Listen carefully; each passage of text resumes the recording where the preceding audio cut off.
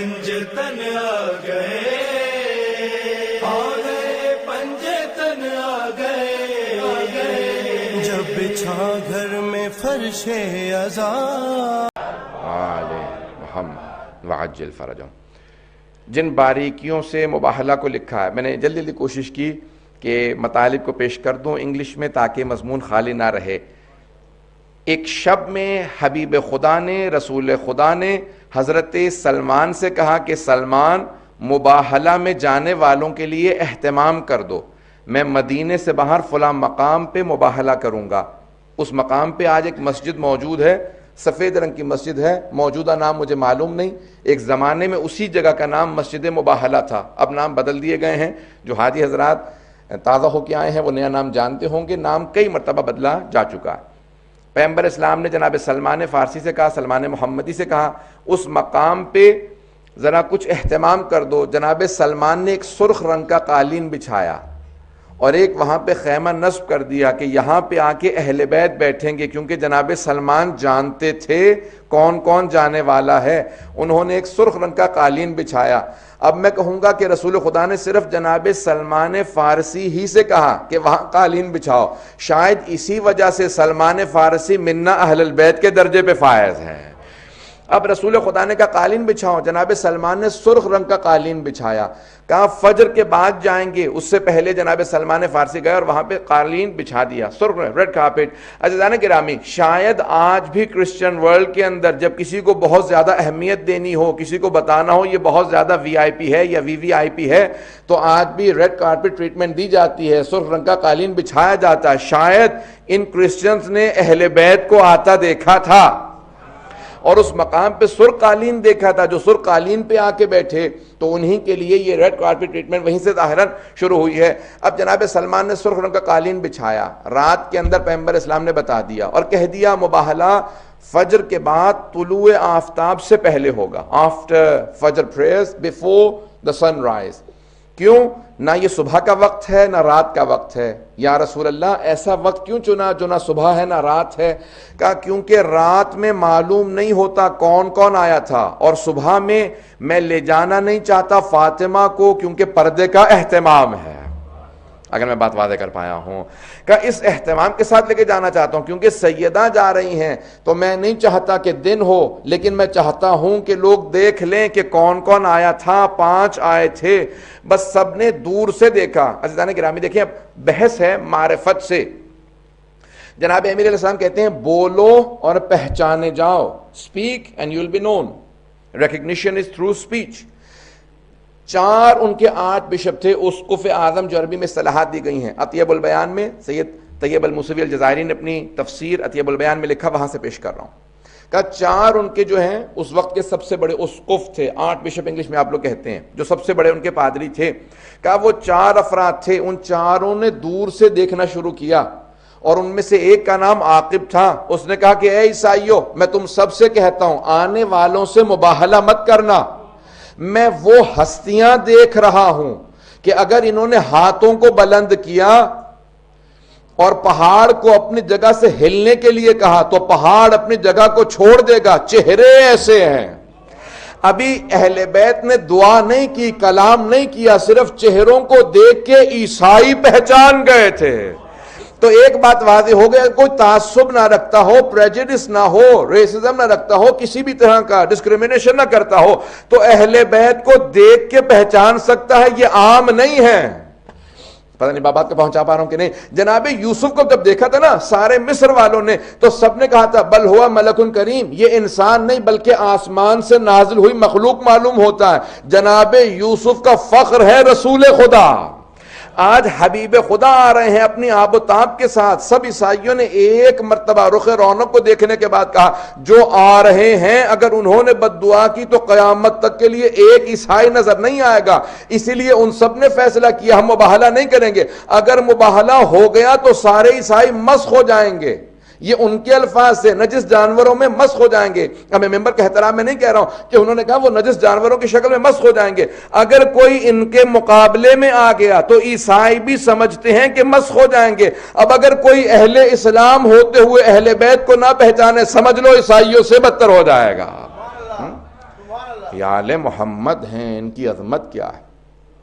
ابھی بولے نہیں ہیں، کلام نہیں کیا، پیغمبر نے خطبہ نہیں دیا، جناب امیر نے خطبہ نہیں دیا، امام حسن حسین علیہ السلام نے خطبے نہیں دیے، صرف دیکھا اور انہوں نے کہا کہ ان کے چہروں کے نور بتا رہے ہیں۔ مورخین نے سب نے یہی لکھا نا 7 ہجری کا۔ عزیزان گرامی، جناب سید الشہداء 3-4 برس کے ہیں، لیکن سب نے یہی لکھا مباہلہ میں رسول خدا نے امام حسن کی انگلی پکڑ رکھی تھی اور امام حسین کو گود میں لے رکھا تھا۔ اب یہ گود کا وقت نہیں ہے، امام حسین علیہ السلام 6 مہینے یا 4 مہینے کے نہیں ہیں، 3-4 برس کے ہیں اور اچھی طرح سے چلنا جانتے ہیں۔ ابھی چند دنوں ہی پہلے تو مباہلہ سے یا 1 برس پہلے تو سید الشہداء نے ضد کر کے کہا تھا نا، نانا میں آپ کے اس گھوڑے پہ سواری کرنا چاہتا ہوں، ذہن میں جملے آ جائے گا، نانا میں آپ کے اس گھوڑے پہ مأمون پہ سواری کرنا چاہتا ہوں۔ تو پیغمبر اسلام نے کہا یہ کسی کو سواری نہیں دیتا سوائے میرے اور علی کے، کہا نانا میں سواری کرنا چاہتا ہوں۔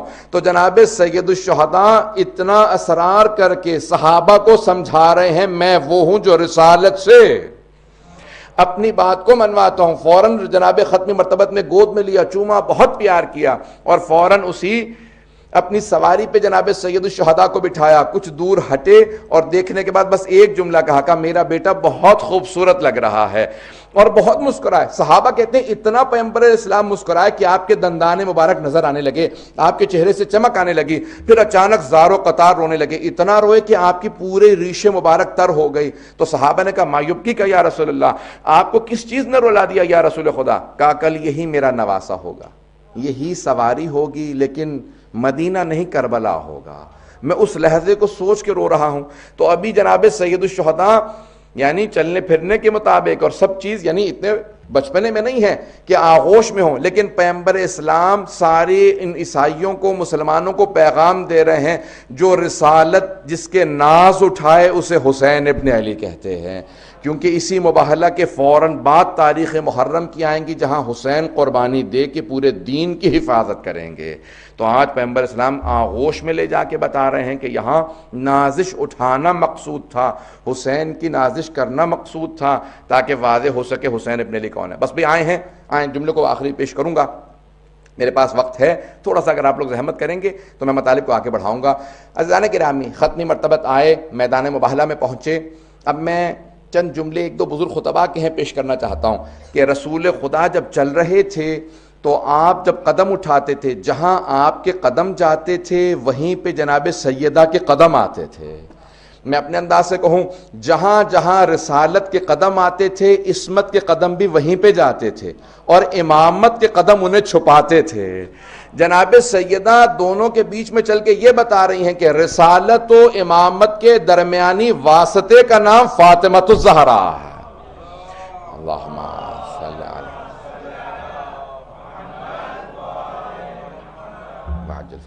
علی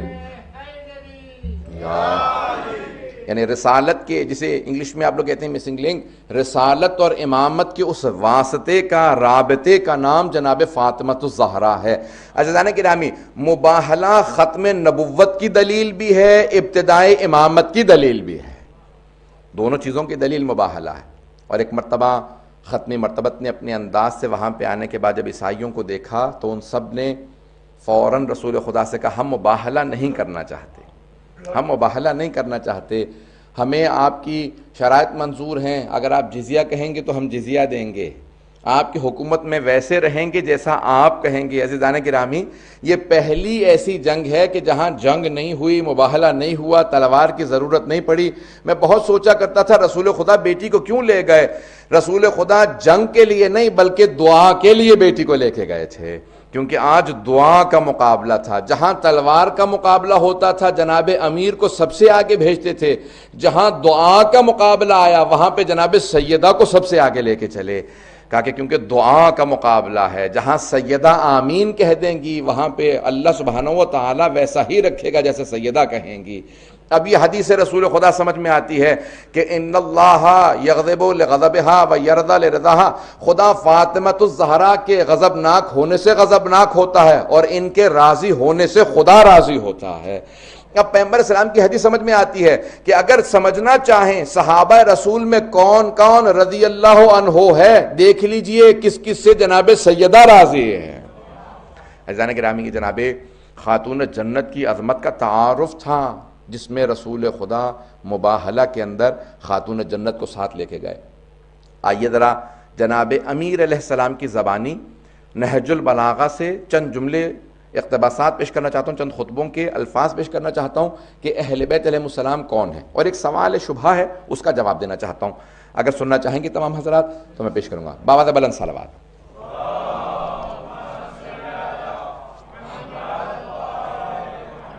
وعجل فرجہ۔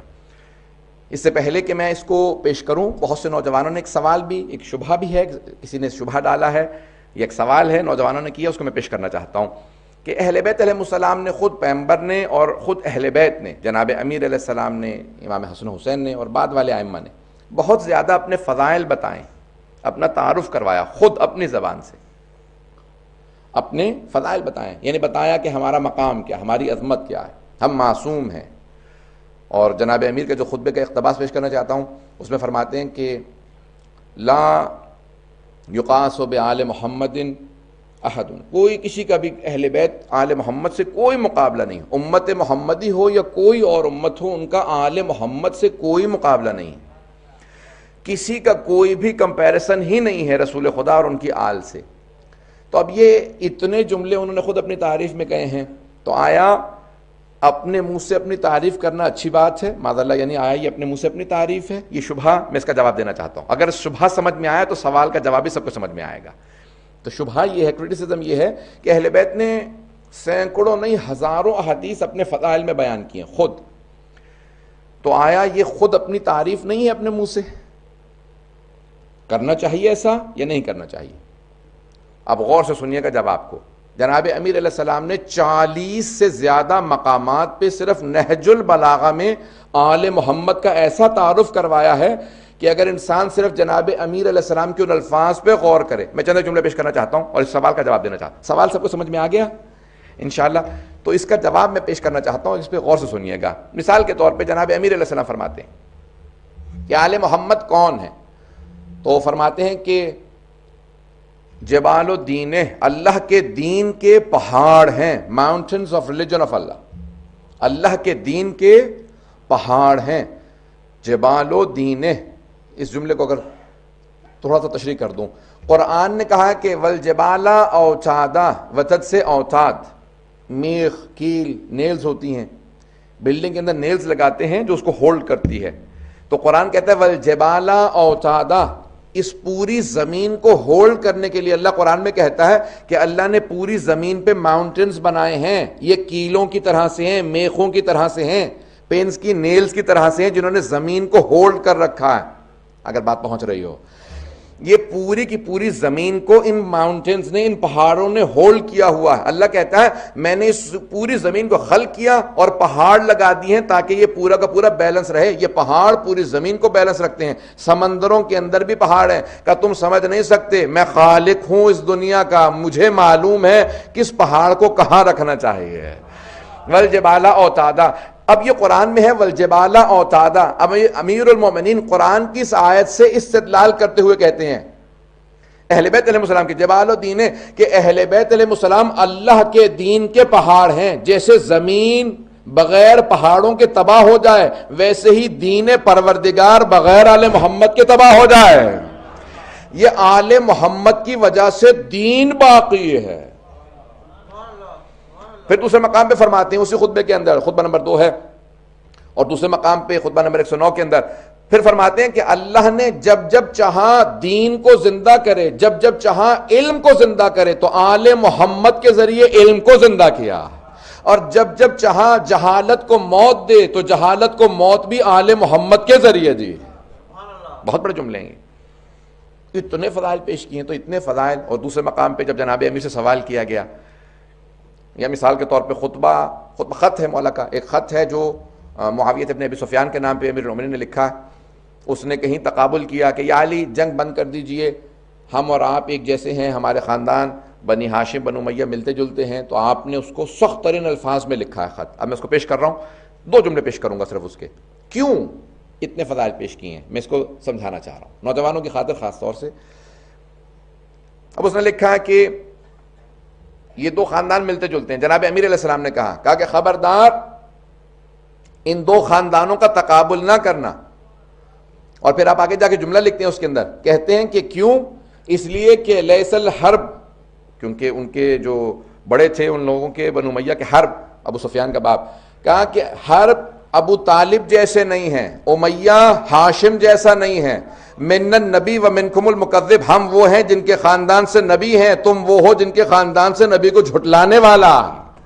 اگر بات واضح ہو رہی ہو, کہ منا اسد اللہ و اسد رسول اللہ, اور اللہ کے رسول کا شیر ہم میں ہے, ومنکم اسد الحلاف, تم میں جھوٹی قسمیں کھانے والوں کا شیر ہے. پھر دوسرے مقام میں فرماتے ہیں کہ منا سیدۃ نساء العالمین, پوری کائنات کی ملکہ فاطمۃ الزہرا ہم میں سے ہیں, ومنکم حمالۃ الحطب, وہ جو اس کی پھوپھی تھی ام جمیل, کہا کہ اور حمالۃ الحطب تم میں سے ہے. تو مولا نے بے انتہا اس کے اندر فضائل اہل بیت پیش کیے. اور ایک جملہ آخری پیش کر دوں کہ منا سیدہ شباب اہل الجنہ, ہم وہ ہیں جن کے خاندان سے جوانان جنت کے سردار حسن و حسین ہیں, ومنکم صبیۃ النار, اور تم میں جہنم کے بچے. یہ یزید کی طرف اشارہ ہے. عزیزان گرامی, اتنے فضائل اہل بیت نے پیش کیے. یا کسی نے پوچھا کہ یا علی آپ افضل ہیں یا جناب آدم افضل تھے, تو آپ نے کہا کہ میں, یہ اتنے فضائل کیوں پیش کیے؟ آیا معاذ اللہ یہ ایروگنس ہے, معاذ اللہ استغفر اللہ ربی واتوب الیہ, یا کیوں فضائل پیش کیے؟ یہ شبہہ بعض اوقات ایجاد کیا جاتا ہے. آئیے اس کا جواب دینا چاہتا ہوں. جواب بہت سے ہو سکتے ہیں, میں صرف 2 جواب پیش کروں گا, اور انشاءاللہ سب کی توجہ اپنے ساتھ چاہوں گا. توجہ لوگوں کی میرے ساتھ ہے؟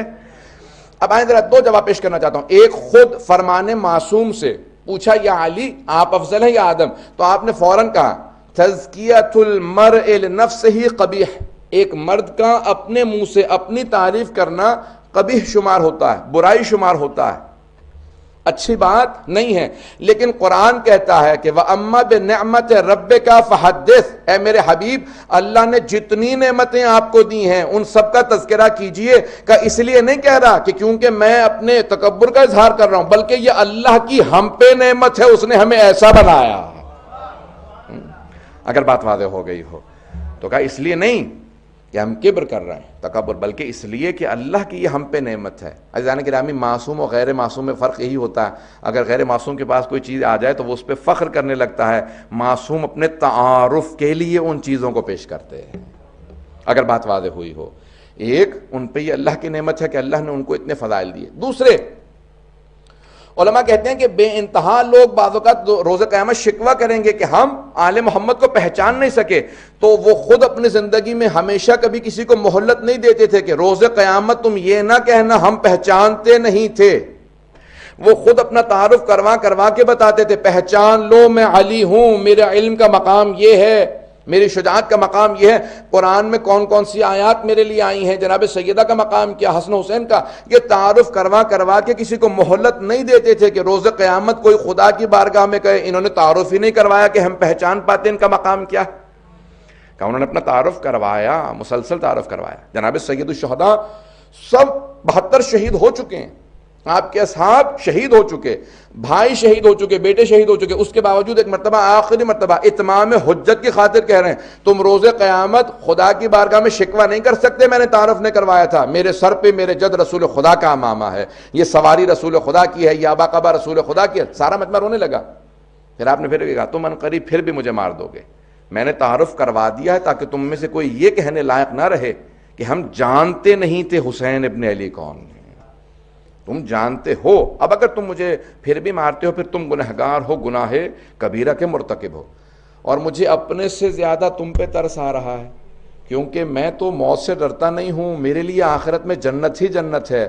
میں تم پہ اس لیے ترس کھا رہا ہوں. اور یہ جملہ کہا نا کہ میں دور جانا چاہتا ہوں, میں دور چلا جاؤں گا, میں ہند چلا جاؤں گا, لفظ موجود ہیں, میں دور چلا جاؤں گا, کیونکہ میں نہیں چاہتا کہ امت محمدی میں وہ مسائل آئیں جو قتل حسین کی وجہ سے ان کے ہاتھ جب آلودہ ہو جائیں گے تو اللہ کن کن چیزوں میں انہیں مبتلا کر دے گا. اور ہوا, وہی سب کچھ ہوا. ان سب کے سامنے آیا کہ انہوں نے اتنا بڑا, جب وہ اتنے بڑے گناہ کے مرتکب ہو گئے. عزیزان گرامی, اہل بیت اپنا تعارف کرواتے رہے, مسلسل تعارف کروایا, آل محمد نے تعارف کروایا. میں ایک صرف پہلو کو پیش کرنا چاہتا ہوں, میرے پاس 5-6 منٹ 7 منٹ ہیں, اس کے بعد اندر ہی بات کو مکمل کروں گا. صرف ایک فضائل کے اور پھر چند جملے مصائب کے, کیونکہ یہ آخری جشن ہے تو چند جملے میں صرف پیش کروں گا آخر میں. جانتا ہوں جشن ہے, مصائب کے نہیں, لیکن کیونکہ محرم قریب ہے اس لیے 2 جملے پیش کروں گا آخر میں دعا کے لیے. جناب امیر سے سوال کیا کہ مولا اتنی آیات آپ کی شان میں نازل ہوئی ہیں، اتنی احادیث پیغمبر اسلام نے کہی ہیں۔ مسجد کوفہ میں جناب امیر علیہ السلام خطبہ دے رہے ہیں اور ایک آدمی بیچ میں کھڑا ہو جاتا ہے اور کہتا ہے یا علی اتنی آیات آپ کی شان میں نازل ہوئی ہیں، آپ کو اپنی شان میں نازل ہونے والی کون سی آیت سب سے زیادہ پسند ہے؟ اگر میں بات پہنچا پاؤں، میں اگر آپ میں سے بھی کسی سے پوچھوں نا کہ آپ کو اپنی کون سی خوبی زیادہ اچھی لگتی ہے، کون سا کیریکٹرسٹک زیادہ اچھا لگتا ہے، تو آپ بھی 5-10 منٹ تو لے لیں گے سوچنے میں کہ اتنی خوبیاں ہیں، کون سی خوبی زیادہ اچھی ہے۔ اور وہ علی کہ جن کی اتنے فضائل ہوں کہ خود حبیب خدا نے کہا ہو اگر سارے سمندروں کو سیاہی میں تبدیل کر دیا جائے، سارے درختوں کو قلم بنا دیا جائے، انسان لکھنے والے ہوں، جن گننے والے ہوں، زمین سے آسمان کے فاصلے میں علی کے فضائل لکھے جائیں تو ہر چیز ختم ہو جائے گی، علی کے فضائل ختم نہیں ہوں گے۔ جن امیر المومنین کے اتنے فضائل ہوں کہ پیغمبر اسلام نے فرمایا کہ ہر چیز ختم ہو جائے گی، علی کے فضائل ختم نہیں ہوں گے۔ کسی آدمی نے پوچھ لیا کہ یا علی آپ کو اپنے سے متعلق کون سی آیت سب سے زیادہ پسند ہے؟ آپ نے یہ نہیں کہا کہ کل تک کی مہلت دے دو، 500 آیات ہیں، 1000 آیات ہیں، ایک مرتبہ پھر ریوائز کر کے دیکھ لو کون کون سی آیت میری شان میں آئی ہے، اتنی آیات ہیں، اتنے سورے ہیں، اتنی 1000 احادیث ہیں۔ آپ نے نہیں کہا مہلت دو، سوچوں ذرا، ایک مرتبہ دوبارہ ریوائز کر لوں۔ اسی لحظے آپ نے فوراً جواب دیا کہ قرآن کی تمام آیات جو اللہ نے میری شان میں نازل کی ہیں، مجھے یہ ایک آیت سب سے زیادہ پسند ہے۔ سورہ رات کی آخری آیت ہے، آیت نمبر 43 ہے، 43ویں آیت، کہا کہ اللہ سبحانہ و تعالیٰ نے اپنے حبیب سے کہا کہ اے حبیب کہہ دیجئے ان تمام کے تمام مشرکین سے، ان تمام کے تمام کفار سے کہہ دیجئے کہ جتنے بھی کہتے ہیں وَيَقُولُ الَّذِينَ كَفَرُوا لَسْتَ مُرْسَلًا، یہ جو کافر ہیں کہتے ہیں کہ آپ رسول نہیں ہیں، قُلْ كَفَىٰ بِاللَّهِ شَهِيدًا بَيْنِي وَبَيْنَكُمْ وَمَنْ عِندَهُ عِلْمُ الْكِتَابِ۔ اے میرے حبیب ان سے کہہ دیجئے کہ اے کفار، تمہارے اور میرے درمیان میں صرف 2 گواہ کافی ہیں، ایک اللہ گواہ کے طور پہ کافی ہے، دوسرا وہ جس کے پاس پوری کتاب کا علم ہے، جس کے پاس پوری کتاب کا علم ہے۔ تو جناب امیر کہتے ہیں کہ مجھے سب سے زیادہ یہ آیت پسند ہے۔ پوچھنے والے نے پوچھا مولا یہی آیت سب سے زیادہ پسند کیوں ہے؟ کہا کیونکہ اللہ سبحانہ و تعالیٰ نے رسول خدا کے جب 2 گواہ شمار کیے تو اپنے نام کے ساتھ میرا نام رکھا۔ اللہ سبحانہ و تعالیٰ نے اپنے نام کے ساتھ رسول خدا کے گواہوں میں میرا نام رکھا، اللہ کے نام کے ساتھ میرا نام آیا۔ مجھے یہ آیت بہت زیادہ پسند ہے کہ خالق نے اتنی بڑی نعمت عطا کی کہ اپنے نام کے ساتھ میرا نام رکھا۔ عزیزان گرامی، اتنے فضائل ہیں آل محمد کے، یہ اپنا تعارف کرواتے رہے مسلسل کہ پہچان لو، معرفت حاصل کرو، تاکہ قیامت کے دن کوئی یہ نہ کہے کہ میں محروم تھا، پہچان نہیں سکا۔ اسی لیے روایت کے الفاظ ہیں جب صاحب زمانہ اسلامی ظہور کریں گے نا تو لوگ دیکھنے کے بعد شبہ نہیں کریں گے، شک نہیں کریں گے یہ کون ہیں، ہم انہیں جانتے تھے نہیں جانتے تھے۔ یہاں تک کہ بہت سے مسلمان محروم رہیں گے، بہت سے کفار دیکھنے کے بعد ان پہ ایمان لے آئیں گے، بہت سے کفار ایمان لے آئیں گے۔ پوچھا جائے گا کیوں؟ کہ ان کا چہرہ بتا رہا ہے یہ خدا کا کوئی زندہ معجزہ ہے۔ عزیزان گرامی، کبھی اپنے ذہن میں یہ بہت سے نوجوان کہتے ہیں ہم پہچانیں گے کیسے؟ کوئی جھوٹا دعویٰ کرے گا۔ عزیزان گرامی، جھوٹا دعویٰ کرنے والا بڑا واضح سا آدمی ہوتا ہے، اور جو مہدی برحق ہو، جو خداوند متعال کی حجت ہو، ممکن ہی نہیں ہے کہ آپ اور میں نہ پہچانیں، ممکن ہی نہیں ہے۔ بات پہچاننا نہیں ہوگی، بات ہے اطاعت کی۔ جب پہچان لیں تو پھر اسی راستے پہ چلیں جس پہ امام علیہ السلام کا ہے۔ عزیزان گرامی، پنجتن کا تعارف پیغمبر اسلام نے متعدد مرتبہ کروایا۔ کبھی جناب امیر کا بازو تھاما اور کہا کہ من کنت مولا فہذا علی مولا، اور اسی انداز سے جناب سیدہ کا بھی تعارف کروایا۔ صحابیات کا مجمع، ساری خواتین بیٹھی ہیں، اور ایک ام المومنین راویہ، وہ کہتی ہیں کہ میں نے خود دیکھا پیغمبر اسلام نے بازو تھام کے کہا ہذہ فاطمہ۔ میرے فوراً ذہن میں غدیر کا میدان آیا کہ وہاں علی کا تعارف کروایا تھا، وہ ولی اللہ ہے، یہ ولیت اللہ ہے۔ فاطمہ امام نہیں ہے، نبی نہیں ہے۔ وقت تمام ہو چکا ہے۔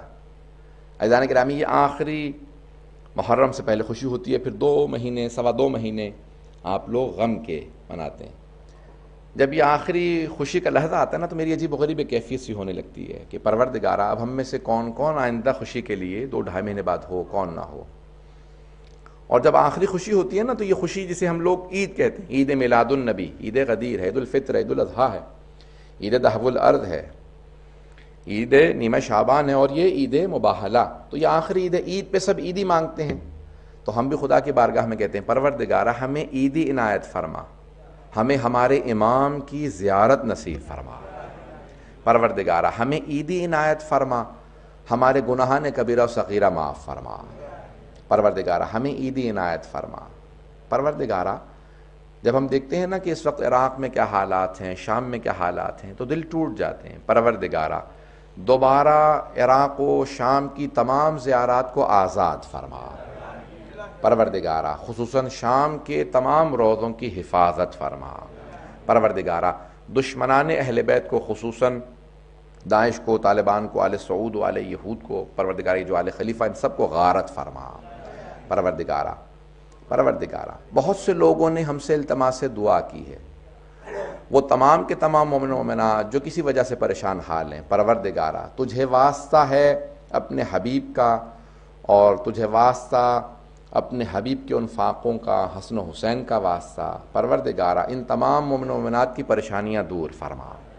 پروردگارہ جو مریض ہیں شام غریبہ کے اس بیمار کا واسطہ جس سے بستر چھین لیا گیا تھا، پروردگارہ اس چھنے ہوئے بستر کا واسطہ ان تمام مریضوں کو شفائے کاملہ عاجلہ عنایت فرما. پروردگارہ بہت سے ماں باپ نے ہم سے التماس سے دعا کی ہے، میں 2 واسطے اور دوں گا. پروردگارہ بہت سے ماں باپ نے کہا اولاد کے لیے دعا کرنے کے لیے. جو بے اولاد ہیں جناب زینب کی اجڑی گود کا واسطہ، ان سب کو اولاد عنایت فرما.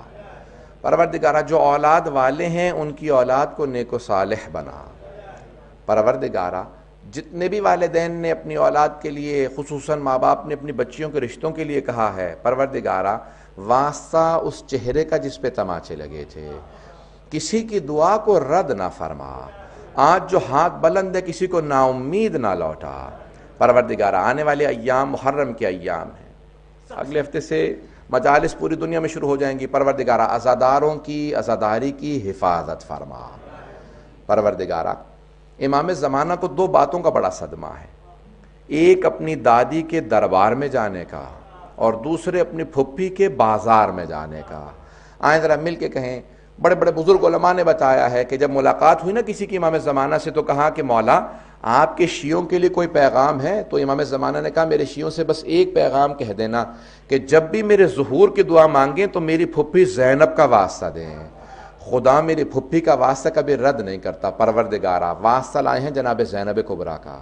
پروردگارہ ہماری گنہگار آنکھوں کو امام زمانہ کی زیارت نصیب فرما. پروردگارہ ہم بہت گنہگار ہیں لیکن تیری بارگاہ کے اندر آئے ہیں اور حسین ابن علی کا واسطہ لائے ہیں، وہ واسطہ جو تو کبھی رد نہیں کرتا. 8ویں امام کہتے ہیں نا نحن کلنا سفن النجات، ہم سب کے سب سفینہ نجات ہیں، نجات کی کشتیاں ہیں، آرکس آف سیلیویشن. ولیکن سفینۃ جدنا الحسین اسرع، لیکن ہمارے جد حسین کی کشتی سب سے زیادہ تیز کشتی ہے. پروردگارہ یہ اگلا ہفتہ جو آ رہا ہے، اگلا مہینہ امام حسین کا مہینہ، حسین ابن علی کی عظمتوں کا واسطہ ہمیں زندگی میں اہل بیت کی زیارات نصیب فرما، آخرت میں ان کی شفاعت نصیب فرما. پروردگارہ ہمارے مرحومین کے درجات کو بلند فرما، ان کی قبروں کو منور فرما. پروردگارہ جتنے بھی افراد یہاں موجود ہیں کسی کو نا امید نہ لوٹا، ہم سب کی عاقبت بخیر فرما، اس مبارکہ کو ترقی عنایت فرما. پیچھے ان کی پروجیکٹ کا پروردگارہ بہت سے لوگوں نے کہا ہے، اور جتنے بھی تعمیرات کے کام چل رہے ہیں ان سب کو پائے تکمیل تک پہنچا. خدمت کرنے والوں کی توفیقات میں اضافہ فرما. ربنا تقبل منا انک انت السمیع العلیم بحق محمد وآلہ الطیبین الطاہرین المعصومین. صلوات. اللهم صل على محمد وآل محمد.